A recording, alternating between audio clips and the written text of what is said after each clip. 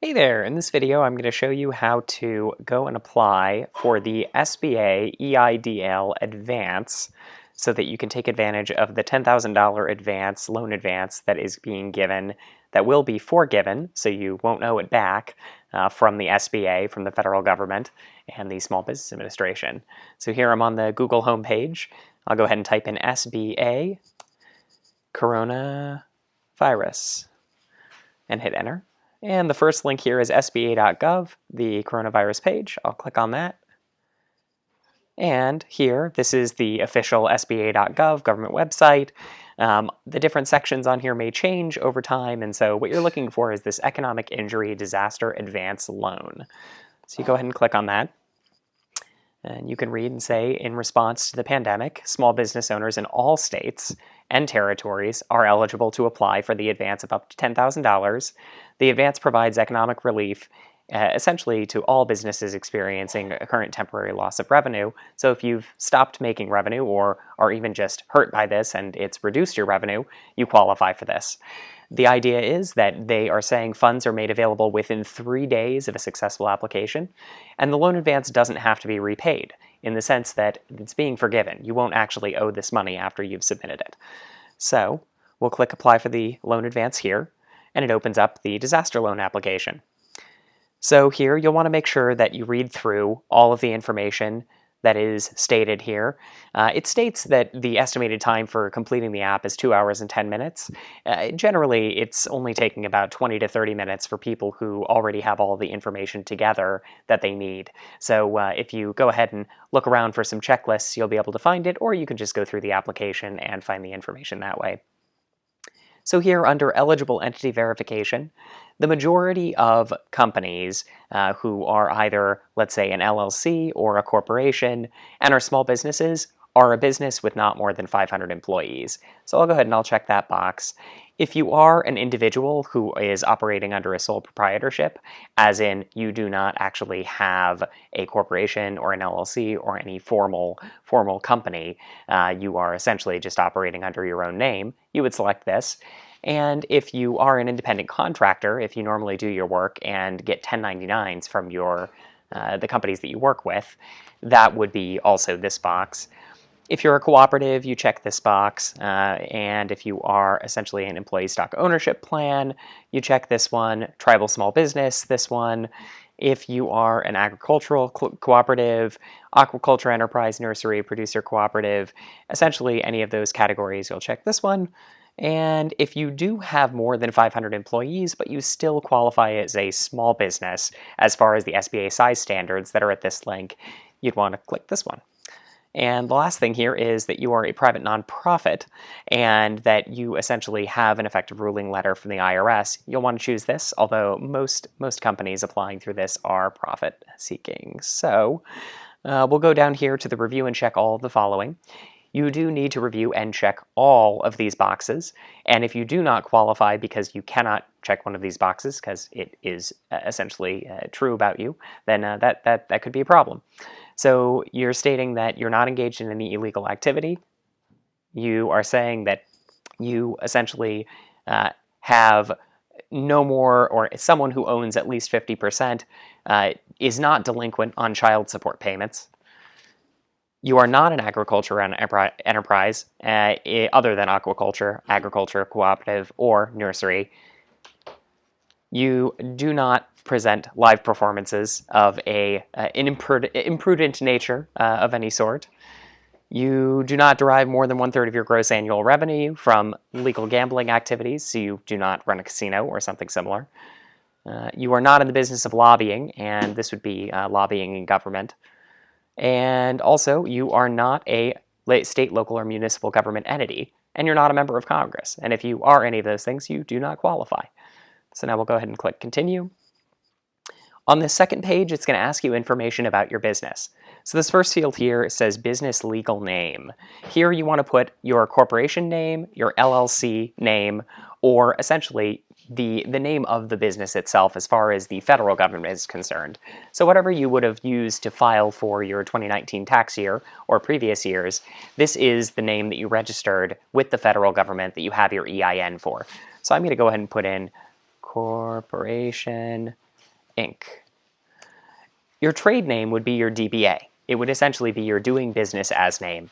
So in this case, I'm going to call my trade name Cool Company. This field is going to be your EIN, your Employer Identification Number, which is provided to you by the federal government when you register your company. That number usually is a 2-digit number, followed by a dash, followed by a 7-digit number. So in this case, I'll put in 55-555-55555.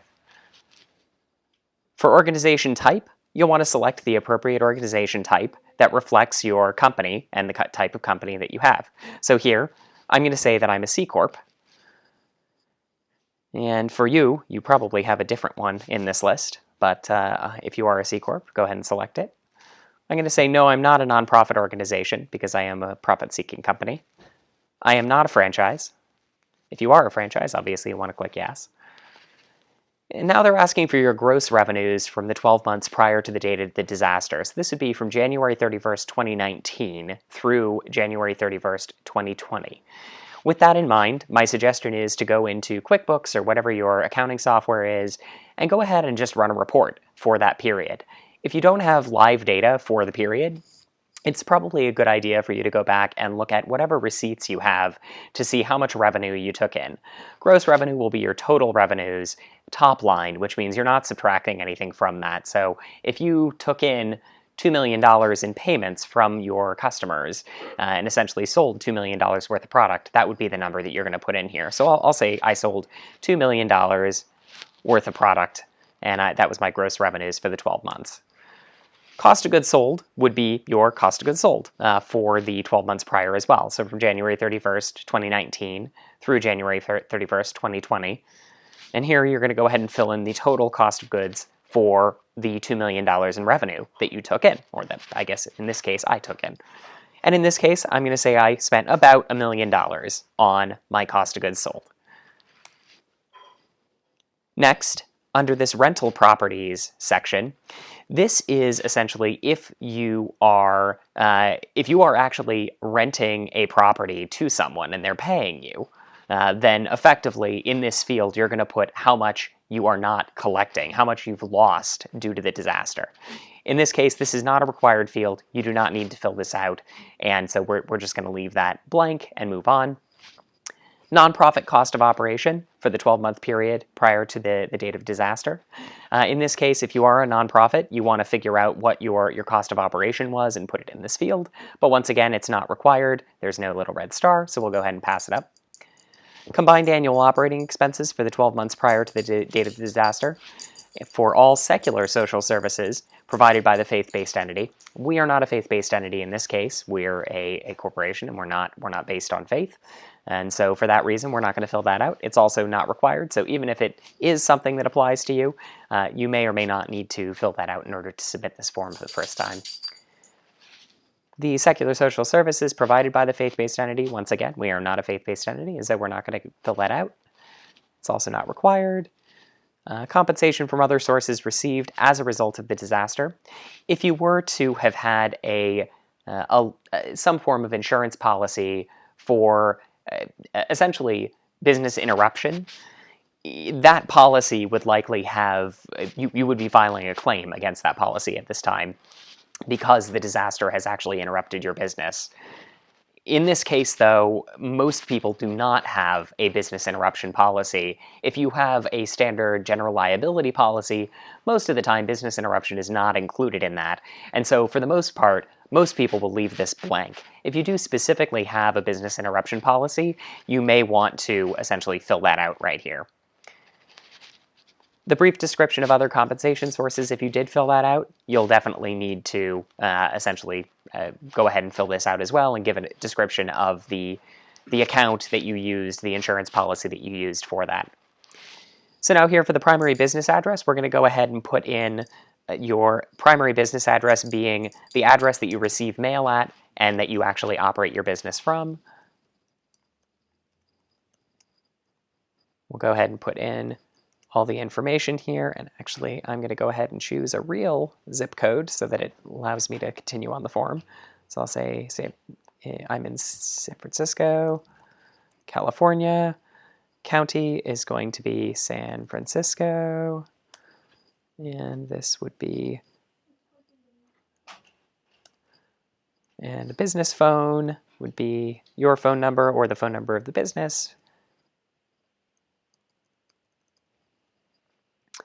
You don't need to put in an alternative business phone number here. You can if you want. Same thing with the fax number. If you do wish for them to fax you information, you can put in your fax, but it's not a required field, so you can go ahead and pass that up. Business email.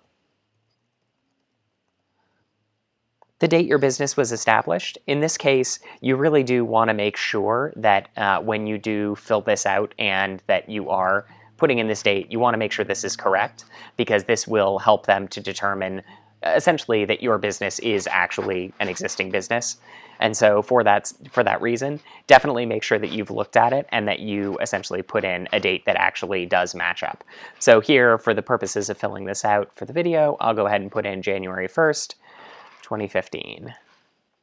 Current ownership since is actually referring to how long the ownership of the company has been the same, the majority ownership of the company. And so with that said, if you have been the owner, or if the people that you're putting down have been the owners for essentially the entire time since the business was established, you just go ahead and put in the same date. So here, 01/01/2015 again. If it is a different date, just simply put in that different date. For business activity, you'll want to choose the category that matches properly with you and your business. And so with that in mind, here, because the majority of businesses that are going to be essentially applying here are going to be restaurants, we'll go ahead and select eating and drinking places, and we're going to say restaurant. And then here under number of employees, you'll put the number of employees that you had in the month of January, actually specifically on January 31st. So in this case, I'm going to pretend that we had 5 employees as of January 31st. Now you filled out all the fields on this page, it turns blue, so you can move on next to the next page. So now on the business owner information section here, you're looking and seeing that it says, is your business owned by a business entity? In this case, generally, in most cases, you will not be owned by another business. If you're a subsidiary or something of that sort, you may be owned by a business entity, in which case you'd want to click yes, and you'd want to fill out this business applicant parent entity information. However, in this case, we're going to assume that we are individual owners or agents of the company, whether that be a corporation, limited liability, or a sole proprietorship. It's going to ask you to put in personal information here so that essentially you're able to provide information to the SBA about who you actually are. So I'm going to say, my name is Richard, last name, and I'm going to say 555-555-5555. And the title or office here, generally, when you're filling this out, if you're filling this out for the owners, because the owners are the ones who actually hold the stock for the company, or who are the stated owners on the application that you submitted to the federal government when you created the company, the Articles of Incorporation, we're going to go ahead and select owner there. And for the percentage, if you have multiple owners, you do need to fill out multiple of these sections. I'll explain that a little bit later when I get there. But here, under ownership percentage, you'll want to put the ownership percentage. So I'm going to pretend that there are 2 owners and they're equal owners. So here I have essentially myself, and I'm a 50% owner. I'll go ahead and put in my email.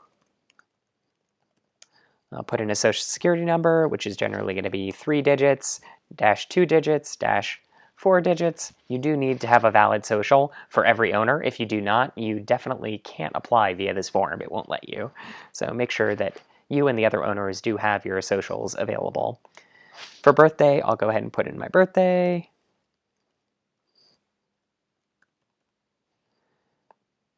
And for place of birth, I'll go ahead and put in where I was born. Then I'm going to say whether I'm a U.S. citizen or not. Even if you're not a U.S. citizen, you can still qualify for this. So I'll say I am, because I am, but if you're not, you can still select no and submit the form. Here I've got residential street address, so I'm going to go ahead and put in 123 any street in San Francisco, California.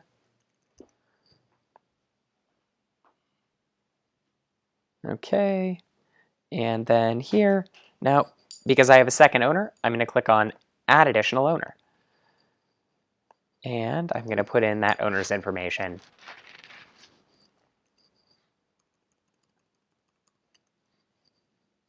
Also select them as an owner. They also own 50%.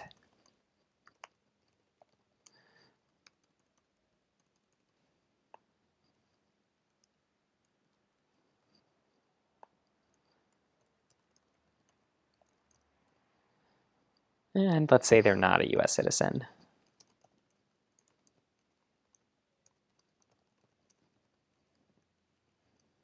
Alrighty.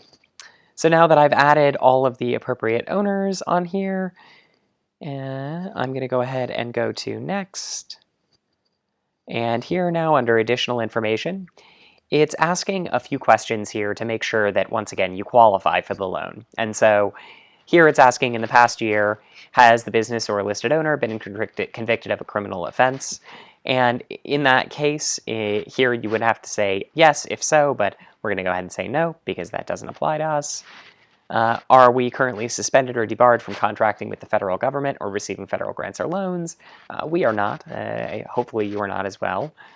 And are you presently subject to an indictment, criminal information, arraignment, or other means by which formal criminal charges are brought in any jurisdiction? Have you been arrested for any criminal offense in the last 6 months? Or have you ever been convicted? And in these cases, you will obviously need to check yes if that is the case, but in this case, I'm going to say no. Here, under if anyone assisted you in completing the application, whether you paid a fee or not, you must that person must enter their information below. There's no need to give credit for this, and so there's no need to fill this out. If you do choose to fill it out, you're more than welcome to, but I don't think it's really necessary here. And in this case, it says I give permission to discuss any portion of this application with the representative. If you do put someone in here and you click yes, the SBA may reach out to that person. Here, this checkbox, this says I would like to be considered for an advance. So you definitely want to check that because you definitely want to be considered for the advance. I assume that's the reason why you're listening to this video and watching it.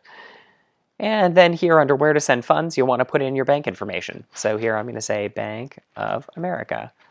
And for your account number, you'll want to go to actually look at your account, get your account number and put it in here. So we're going to say 123, 123, 123, 123 for the account number. And then for the routing number, you'll want to find the routing number. Assuming that you have a checking account, it's actually going to be on your checks.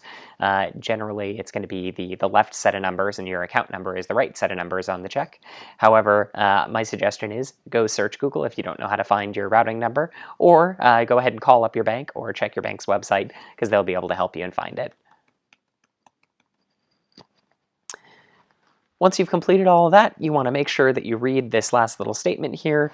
It goes over essentially what you are agreeing to, what you're authorizing. In this case, the SBA will pull your credit information, look to and make sure that you essentially have agreed to all of the terms of the SBA going out and learning about you and your business in order to make sure that you would qualify for it. And then you'll check the box saying, I hereby certify that the above is true and correct. You'll click Next. And now you get to review everything. So here on this page, you'll go ahead and go through the page and take a look, make sure that everything looks good. So we're Corporation Inc. The trade name or DBA is Cool Company. We've got our EIN in here, the type of company that we are. We've answered a few questions about whether we're a nonprofit or a franchise. We have our gross revenues and cost of goods sold from the 12 months prior to January 31st, 2020. If we answered any of these additional questions because they applied to us, they would show up here. We have our primary business address, our phone number for the business, our email address for the business, the date we established, our current ownership, since date, which in many cases is, as I said, the same as that date business established is, the type of business that we are, the business sub-activity to better describe that, the number of employees that we had on January 31st, owner information, and in this case, once again, you want to list all the majority owners, additional information answering those questions about whether we are essentially a criminal or not, and whether we have anything that would prevent us from getting this money, information, if you put it in, about who assisted you with filling this out, if anybody. and then you check the I'm not a robot, and then you click submit. And in this case, I'm not going to click submit, because if I do, I'm submitting a form fraudulently because none of the information was actually mine.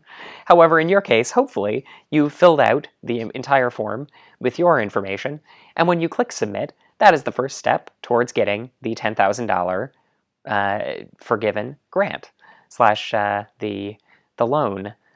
And so definitely, I hope this was helpful. I hope this gave you the right tools to be able to fill this out. If you do have questions about it, you can definitely Google, and I'm sure you'll find more information about it. But the big thing to take away from this is the website here. As I said, you can search for SBA coronavirus, click on that first link, and then find that economic, essentially the EIDL Advance section of the website. And when you do find that, you'll click that link and it'll send you to covid19relief.sba.gov. You can also just click, essentially type in covid19relief.sba.gov and go with it that way too. So that's going to be it. I hope you got some benefit out of this video. Thank you so much, and good luck.